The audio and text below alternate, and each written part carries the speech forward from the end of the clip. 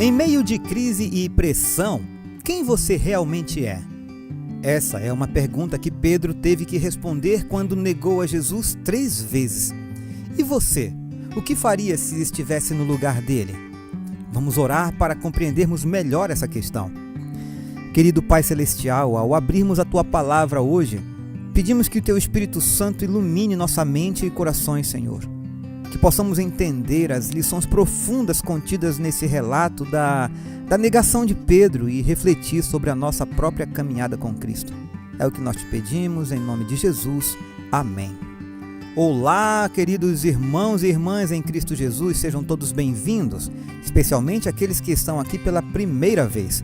Você está no canal Para Que Todos Saibam, e aqui nós estamos estudando a lição 11 da Escola Sabatina, que tem como título Levado e Julgado.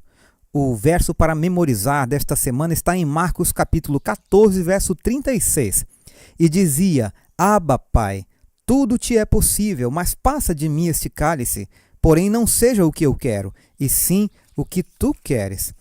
Hoje é quinta-feira, 12 de setembro, e o tema de hoje, quem é você? O pastor Thomas Shepard começa a lição com a seguinte pergunta: como Jesus reagiu a esses acontecimentos da passagem que nós vamos ler? E como foi que Pedro reagiu? Que lições podemos aprender com as diferenças? Vamos ler Marcos 14, versos 60 ao 72. E levantando-se o sumo sacerdote no sinédrio, perguntou a Jesus, dizendo: Nada respondes? Que testificam estes contra ti? Mas ele calou-se e nada respondeu. O sumo sacerdote lhe tornou a pergunta e disse-lhe: És tu o Cristo, filho do Deus bendito? E Jesus disse-lhe: Eu o sou. E vereis o Filho do Homem assentado à direita do poder de Deus e vindo sobre as nuvens do céu. E o sumo sacerdote, rasgando as suas vestes, disse: Para que necessitamos de mais testemunhas? Vós ouvistes a blasfêmia. Que vos parece? E todos o consideraram culpado de morte. E alguns começaram a cuspir nele e a cobrir-lhe o rosto e a dar-lhe punhadas e a dizer-lhe: Profetiza! E os servidores davam-lhe bofetadas.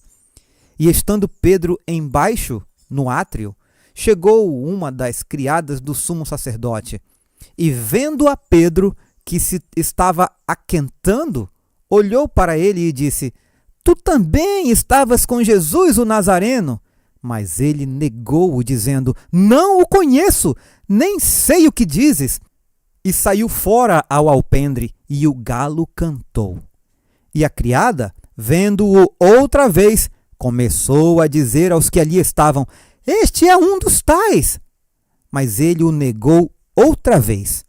E pouco depois os que ali estavam disseram outra vez a Pedro: Verdadeiramente tu és um deles, porque és também galileu, e a tua fala é semelhante. E começou a espraguejar e a jurar: Não conheço esse homem de quem falais. E o galo cantou segunda vez. E Pedro lembrou-se da palavra que Jesus lhe tinha dito: Antes que o galo cante 2 vezes, 3 me negarás. E retirando-se dali, chorou. Marcos 14, versos 53 ao 59, descreve Jesus sendo levado ao sinédrio e a primeira parte do julgamento. Foi um exercício de frustração.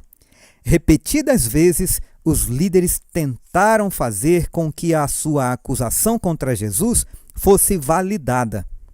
O escritor do Evangelho observa que o testemunho era falso e que os relatos das testemunhas não concordavam entre si.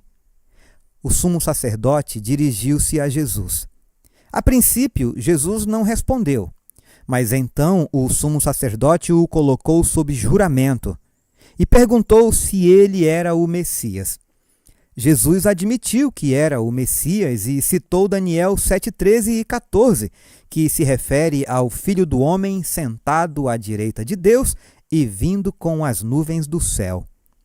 Isso foi demais para o sumo sacerdote, que rasgou as vestes e clamou pela condenação de Jesus, o que o concílio autorizou imediatamente.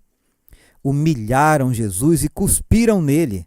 Então, vendaram seu rosto, bateram nele e pediram-lhe que profetizasse. Enquanto Jesus, dentro da casa do sumo sacerdote, era julgado e dava um testemunho fiel, Pedro, no pátio, mentia. Essa é a sexta e última história em formato de sanduíche em Marcos. E nesse texto, a ironia é acentuada. Dois personagens paralelos, Jesus e Pedro, realizaram ações opostas. Jesus deu um testemunho fiel, Pedro um testemunho falso. 3 vezes Pedro foi abordado por um servo ou por espectadores e 3 vezes negou sua ligação com Jesus, chegando a amaldiçoar e jurar. Nesse momento, um galo cantou pela 2ª vez e Pedro subitamente se lembrou da profecia de Jesus de que ele negaria o Senhor 3 vezes naquela noite. Ele desmoronou e chorou. Aqui está a ironia. No fim do seu julgamento, Jesus foi vendado, espancado e ordenado a profetizar. O objetivo era zombar dele, pois ele não conseguia ver quem o havia golpeado. No entanto, no exato momento em que fazia isso, Pedro estava negando Jesus no pátio abaixo, cumprindo uma das profecias do Mestre. Consequentemente, ao negar Jesus, Pedro mostrou que Jesus é o Messias. A lição termina perguntando: o que você diria a alguém que, embora queira seguir Jesus, às vezes não consegue fazê-lo? Quem já não deixou de seguir Jesus e as orientações de sua palavra? Vamos agora aos comentários de Ellen White. Pedro acompanhou o Senhor depois de sua traição. Estava ansioso por ver o que seria de Jesus. Porém, quando foi acusado de ser um de seus discípulos, o temor pela própria segurança levou-o a declarar que não conhecia aquele homem. Os discípulos eram identificados pela pureza de sua linguagem, e Pedro, para convencer seus acusadores de que não era um dos discípulos de Cristo, negou a acusação pela 3ª vez com maldição e juramento. Jesus, que estava a certa distância de Pedro, dirigiu a ele um olhar cheio de tristeza e reprovação. Então o discípulo se lembrou das palavras que Jesus lhe havia falado no cenáculo e de sua própria afirmação cheia de zelo: ainda que o Senhor venha a ser um tropeço para todos, nunca o será para mim. Isso está em Mateus 26:33. Ele tinha negado seu Senhor, mesmo com maldição e impropérios. Mas aquele olhar de Jesus como que dissolveu o coração de Pedro e o salvou. Ele chorou amargamente, arrependeu-se de seu grande pecado e converteu-se. E então ficou preparado para fortalecer seus irmãos. Primeiros Escritos, página 163. Jesus permaneceu manso e humilde perante a multidão enfurecida, enquanto lhe davam os mais vis maus tratos. Cuspiam naquele rosto do qual um dia desejarão se esconder, e que dará luz à cidade de Deus, resplandecendo mais do que o sol. Cristo não lançou contra os que o ofendiam um olhar irado. Cobriam-lhe a cabeça com uma roupa velha, vendando-lhe os olhos. E então o feriam no rosto e exclamavam: profetize! Quem foi que bateu em você? Houve comoção entre os anjos. Eles o teriam livrado instantaneamente, mas seus anjos comandantes os contiveram. Primeiros Escritos, página 164. Alegro-me de que nossos sentimentos não sejam prova de que não sejamos filhos de Deus. O inimigo os tentará a pensar que vocês praticaram atos que os separaram de Deus e que ele não mais os ama. Mas nosso Senhor nos ama ainda. E isto podemos saber graças às palavras que ele registrou para casos justamente como o de vocês. Se alguém pecar, temos advogado junto ao Pai, Jesus Cristo, o justo. 1 João 2, verso 1. Se confessarmos os nossos pecados, Ele é fiel e justo para nos perdoar os pecados e nos purificar de toda injustiça. 1 João 1, 9. Deus os ama e o precioso Salvador, que por vocês se deu a si mesmo, não os lançará de sua presença, por isso que vocês são tentados, e em sua fraqueza talvez tenham sido vencidos. Ele os ama ainda. Pedro, na hora da prova, negou seu Senhor, mas nem por isso Jesus abandonou seu pobre discípulo. Embora Pedro odiasse a si mesmo, o Senhor o amou. E após sua ressurreição, chamou-lhe pelo nome, enviando-lhe uma mensagem amorável. Oh, que Salvador bondoso, amante e compassivo nós temos! E Ele nos ama, mesmo que erremos. Para conhecê-lo, 6 de outubro.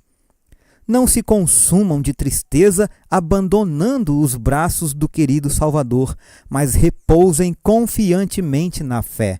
Ele os ama, Ele cuida de vocês, está abençoando vocês e lhes dará sua paz e graça. Ele diz: os seus pecados estão perdoados. Lucas 5, verso 20. Vocês podem se sentir deprimidos por enfermidades do corpo, mas isso não é evidência de que o Senhor não esteja, dia a dia, operando em favor de vocês. Ele os perdoará, e isso abundantemente. Colecione em sua mente as doces promessas de Deus. Jesus é nosso amigo constante e certo, e quer que confiemos nele. Olhem para além de si mesmos, rumo à perfeição de Cristo. Para conhecê-lo, 6 de outubro. Para concluirmos, a pergunta "quem é você?" ecoa ao longo dessa passagem não apenas para Pedro, mas para todos nós. Diante da provação, Pedro negou sua identidade como seguidor de Cristo, mas Jesus, mesmo sabendo que seria negado, se entregou completamente à vontade do Pai. Enquanto Pedro fugia de sua identidade, Jesus se firmava em sua missão e propósito. A minha pergunta para hoje é: quando a pressão aumenta e a sua fé é testada, quem você se revela ser? Você está preparado para afirmar sua identidade em Cristo ou o medo e a insegurança têm falado mais alto? Se você está gostando desses vídeos, então curta, comente, compartilhe. Não deixe de se inscrever no canal. Um forte abraço e fiquem todos com o nosso amado Jesus.